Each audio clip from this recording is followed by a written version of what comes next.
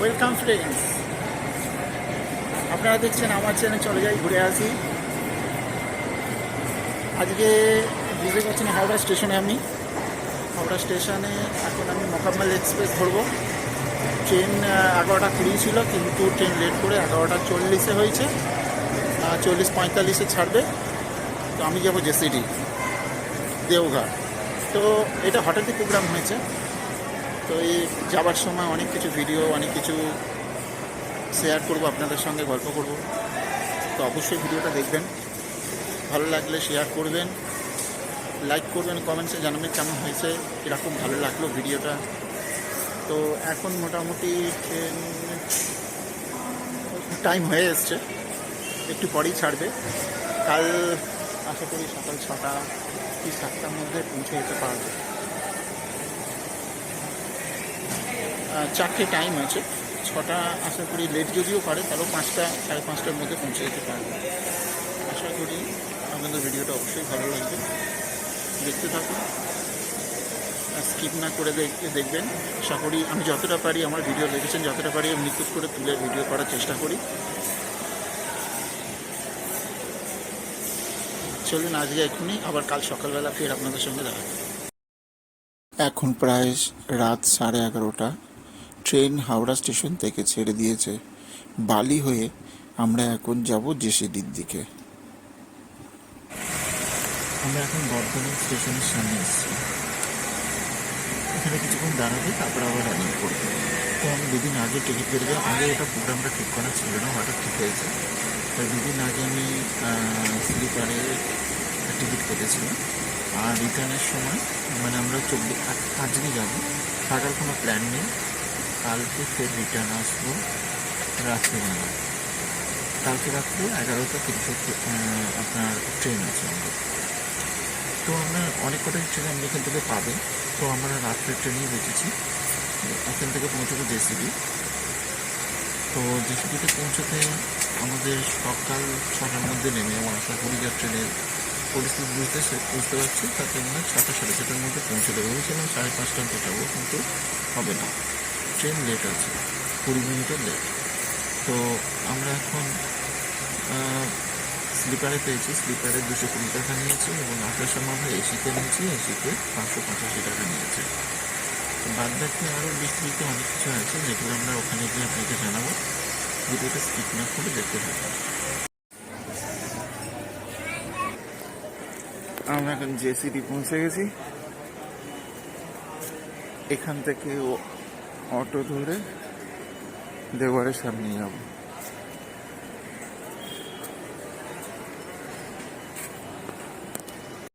Hi friends, good morning. আমাদের train কত late হলো? 0.5 ঘন্টার উপরে লেট হয়েছে না? আমাদের ট্রেন মোটামুটি 0.5 ঘন্টা লেট করেছে। তো যাই হোক, ঠিকঠাক পৌঁছে গেছি। 6:30 এখানে পৌঁছাবার ছিল, 6:30 পৌঁছেছি। এখন এখান থেকে নেমে অটো ধরবো, অটো ধরে তারপর দেওঘরের দিকে এগোবো।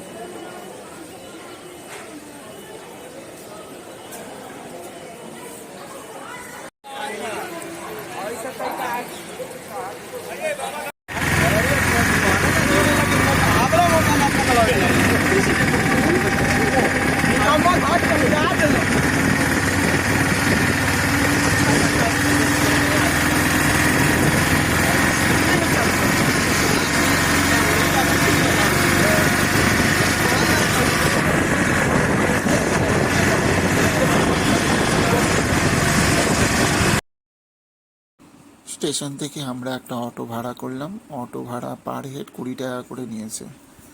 এখন আমরা মোটামুটি প্রায় যে দেওঘরের খুবই কাছাকাছি এসে পৌঁছেছি। স্টেশন থেকে দেওঘরের দূরত্ব প্রায় 12 কিলোমিটারের মতন। তো আমরা আজকে তো থাকবো না এখানে, যারা থাকবে এখানে, তো এই ঘন্টাঘরের আশেপাশেও অনেক হোটেল আছে, বা এইখানে দেখতে পাচ্ছেন অনেক হোটেল। এই সময় হোটেলে থাকতে পারেন। এখানে একটু ডিস্টেন্স আছে বলে এখানে হোটেলের দামটা একটু কম। যত আপনি দেওঘরের সামনে খুঁজবেন তত রেট একটু বেশি। দেখছেন এটা ঘন্টাঘর, এটা এখানে নাম করা। এর আশেপাশে দেখবেন অনেক হোটেল পাবেন। এখানেও থাকতে পারেন আপনারা, যাতে কোনো যারা 2-3 দিনের জন্য ঘুরতে এসছেন। আমরা এখন গিয়ে পৌঁছে গেছি। এখন আস্তে আস্তে আমরা মন্দিরের দিকে এগোতে শুরু করেছি। আশেপাশে প্রচুর আপনি দোকান পাবেন, যা দেখতে পাচ্ছেন সবই ঠাকুরের পুজো দেওয়ার জন্য সামগ্রী আর প্যারার দোকানে ভর্তি। যেদিকে তাকাবেন সেই দিকে দেখুন প্যারার দোকান।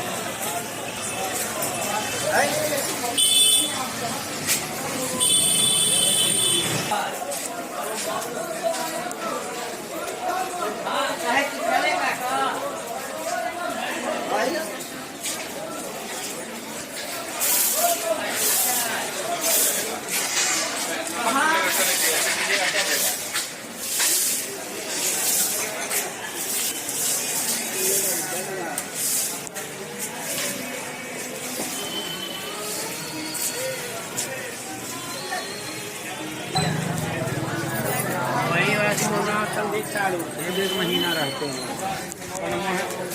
नंबर 4 था ना,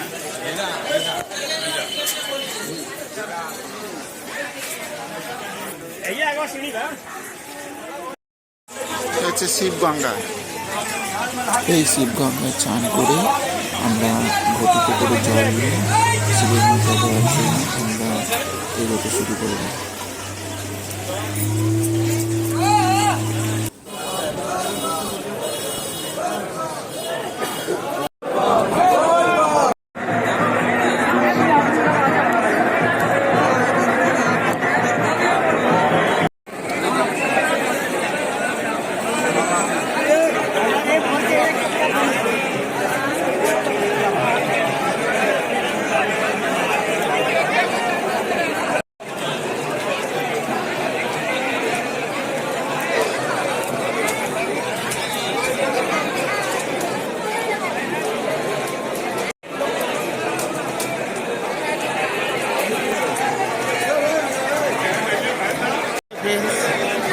দেখতেই পাচ্ছেন আমরা দেওঘর মানে হচ্ছে ভগবানের ঘর। তো এই দেওঘরের দ্বাদশতম জ্যোতির্লিঙ্গের মধ্যে অন্যতম আরেক লিঙ্গ, তার সঙ্গে সতীপীঠ সঙ্গে। তো এই বহুত পুরনো মন্দির, বহুত প্রাচীন মন্দির, যেখানে জ্যোতির্লিঙ্গের মধ্যে দ্বাদশতম জ্যোতির্লিঙ্গ। এর আশেপাশে আরও অনেক মন্দির আছে, প্রায় 20খানার মতন মন্দির। সেই মন্দিরে আমরা অনেক প্রচুর অতগুলো মন্দির দেখা সম্ভব না, কিন্তু তবুও আমরা 2-4টে মন্দির আরও ঘুরবো। এখানে হোমকুণ্ডটা দেখছেন অল টাইম জ্বলতে থাকে। এই মন্দিরে দর্শন করতে গেলে 2টো লাইন পাবেন, একটা ভিআইপি লাইন, একটা নর্মাল লাইন। ভিআইপি লাইনে আপনার 250 টাকা করে নেবে, এবং নর্মাল লাইনে যেমন নর্মাল যাওয়া হয় তাই। কিন্তু আমরা নর্মাল লাইনে গেছি, মোটামুটি 45 মিনিটের মধ্যে দর্শন করে ফেলেছি। আর আজকে 15ই আগস্ট 2023 আমি ভগবানের দর্শন করে এসেছি। তাই ছুটির দিন বলে একটু ভিড় আছে। মঙ্গলবারে এতটা ভিড় থাকে না, আর শ্রাবণ মাস বলে আরও বেশি। তো আমরা যদি আসতে চান একটু ভিড় পাবেন, আর যদি শ্রাবণ মাসে না আসতে চান অন্য সময় আসতে পারেন, তাহলে ফাঁকা পাবেন, একদম ফাঁকা পাবেন। শ্রাবণ মাসে অসুবিধাটা একটুই যে খুব দর্শন খুব একটা ভালো পাবেন না, ভেতরে ঢাকা দেখতে তারই মধ্যে আপনাকে দর্শন করতে হবে।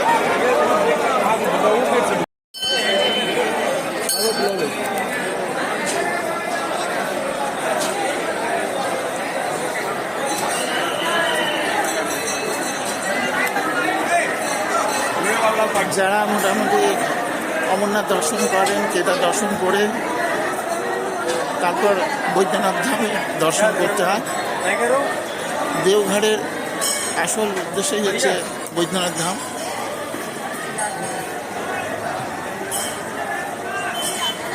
দ্বাদশতম জ্যোতির্লিঙ্গের মধ্যে এই বৈদ্যনাথ ধাম অন্যতম, তার সঙ্গে সতীপীঠ। আপনারা এই শ্রাবণ মাসে বুঝতেই পারছেন, শ্রাবণ মাসে এলে এই ধরনের লাইন পড়বে, এই ধরনের ভিড় পড়তে পারে। অফ টাইমে আসুন, ঠাকুরের দর্শন ভালো করতে পারবেন।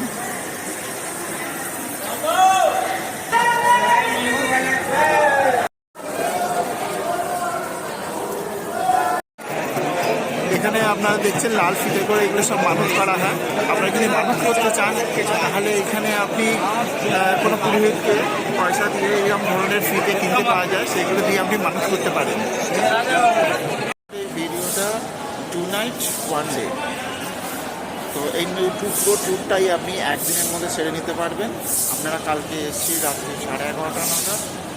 আজকে আমরা বৈদ্যনাথ ধামে চলে এসেছি। বৈদ্যনাথ ধামে এসে জল ছড়িয়ে নিয়েছি সকালবেলা। আপনাকে প্রথমে শিবগঙ্গাতে স্নান করে আপনি এখানে লাইন দিয়ে সকাল সকাল আপনি 7টা 8:30টার মধ্যে আপনি জল দিয়ে বাবাকে জল দিয়ে সতীপীঠ দর্শন করে চলে আসুন মারবাড়ি সেবা সমিতিতে। সেখানে এসে কিছুক্ষণ রেস্ট নিয়ে তারপরে আপনি চলে যেতে পারেন বাসুকীনাথ। বাসুকীনাথ থেকে হয়ে আপনি ত্রিকুট পাহাড়, নলাখা মন্দির আর এইদিকে তপোবন ঘুরে আবার ফিরে এসে রাত্রির 11টা 11:30 ট্রেন আছে, 11:30 ট্রেন ধরে একদম ভোর 6টা নাগাদ আপনি কলকাতা পৌঁছে যাবেন।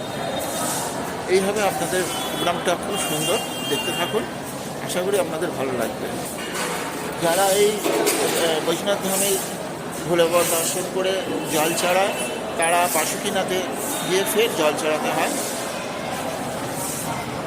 পুরো ভিডিওটা কতটা কম খরচে আপনি বৈষ্ণব ধাম দর্শন করে বৈষ্ণব ধাম দর্শন করতে পারেন, দেওঘর ঘুরতে পারেন, সেটা আপনাদের ভিডিওর মধ্যে আমি দেখাবো। স্কিপ না করে দেখবেন, হয়তো একটু বড় হতে পারে। আশা করি ভিডিওটা ভালো লাগবে। ভালো লাগলে অবশ্যই লাইক করবেন, শেয়ার করবেন, আর বন্ধুদের মধ্যে শেয়ার করবেন যাতে সবাই এই ভিডিওটা দেখে এখানে এসে দর্শন করতে পারে। আর কমেন্টের মাধ্যমে জানাবেন যে আমার ভিডিওটা কেমন লেগেছে। ভুল ত্রুটি অনেক কিছু হতে পারে, সেদিকে মার্জনা করে দেবেন। আশা করি ভিডিওটা আপনাদের অবশ্যই ভালো লাগবে। বিশ্রাম করছিলাম মারোয়ারি সমিতিতে। মারোয়ারি সমিতির নিয়ম হচ্ছে একটা রুম দেবে আপনাদের, সেখানে 3 জন থাকতে পারেন, 6 জনও থাকতে পারেন, কোনো অসুবিধা নেই। কিন্তু 600 টাকা জমা নেবে এবং আপনি যখন রিটার্ন করবেন, যখন ফিরবেন, তখন স্লিপ দেখালে আপনাকে 300 টাকা ফেরত দেওয়া হবে। তার মানে একদিনে 300 টাকা ওরা ভাড়া নিল হিসেবে, সমিতিতে জমা নিল। তো আপনারা সস্তায় হলে এই ধরনের করতে পারেন। পরিষ্কার পরিচ্ছন্ন মারোয়ারি সমিতিটা পরিষ্কার পরিচ্ছন্ন, আপনি কোথাও নোংরা পাবেন না, সবসময় পরিষ্কার করছে, বেশ ভালো। আশা করি আপনারা এখানে এসে হোটেলে যারা যদি পছন্দ করেন তারা এখানে থাকতে পারেন, আর নাহলে কেউ হোটেলও ভাড়া করতে পারেন। আশেপাশে অনেক হোটেল আছে। মন্দিরের কাছে নিলে আপনি মোটামুটি 1,500 করে নিতে পারেন, ভাড়া নেবে। আর যদি মন্দিরের একটু দূরে নেন, 100 মিটার 200 মিটারের দূরে, তাহলে সেখানে ভাড়াটা একটু কম হবে। হ্যাঁ, সেখানে এসি নন এসি সবই ভাড়া পাবেন, মোটামুটি 1,000-1,200 টাকার মধ্যে হয়ে যাবে। আর এখানে হলে 1,500-2,000-এর মধ্যে লেগে যেতে পারে। যদিও আপনাদের কম খরচের জন্য বলেছি, সেই জন্যে আমি সেবা সমিতিতে ছিলাম। 300 টাকার মধ্যে আমাদের কাজ হয়ে গেল। আমাদের সঙ্গে আরও অনেকজন লোক আছে, তার মিলিয়ে ঝুলিয়ে দেখতে গেলে প্রায় 50 টাকা করে পার হেড পড়লাম।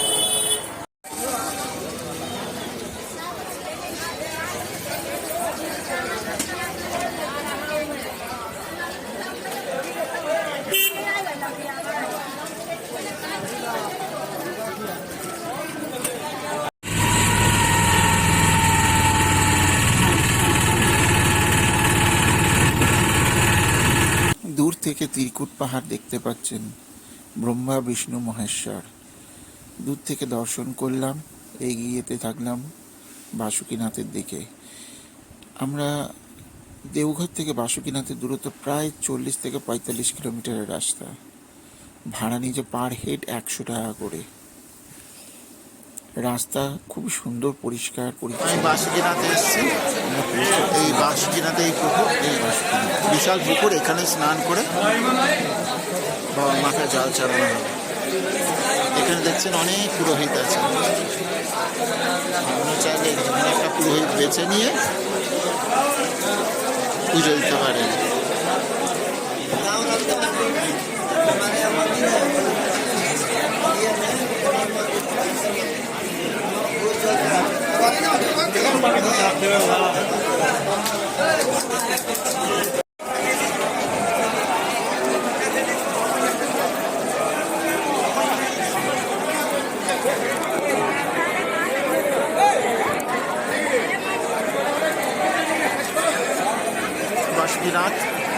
বাসুকিনাথ দর্শন হয়ে গেছে।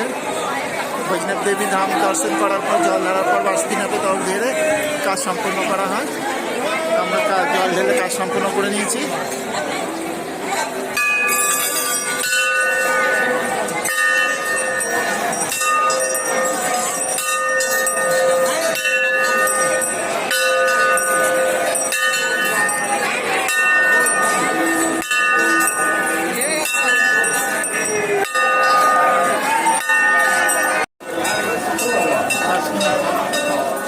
আমরা পুজো দিয়ে বেরিয়ে আসছি।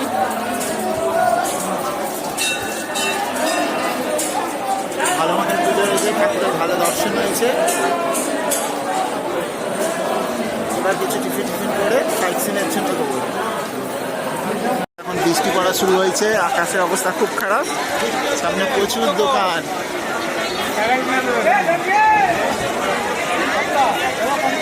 প্রচুর দোকান, আচারের দোকান থেকে শুরু করে, প্যাড়ার দোকান থেকে শুরু করে, খাবারের দোকানে কোনো অভাব নেই।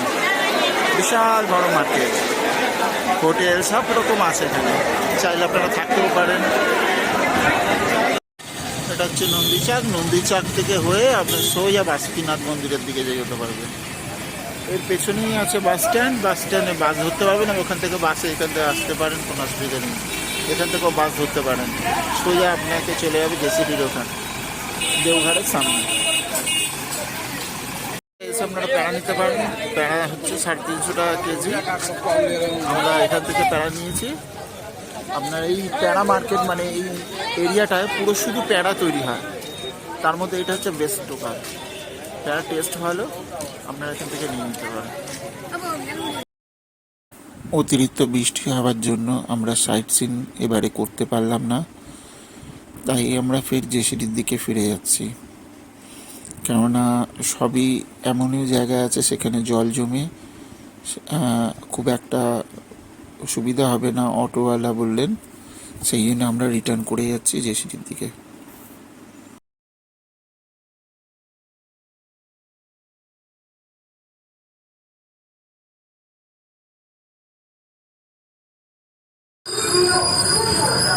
বর্ধমান স্টেশন, বর্ধমান স্টেশনের সামনে এসে দাঁড়িয়েছি।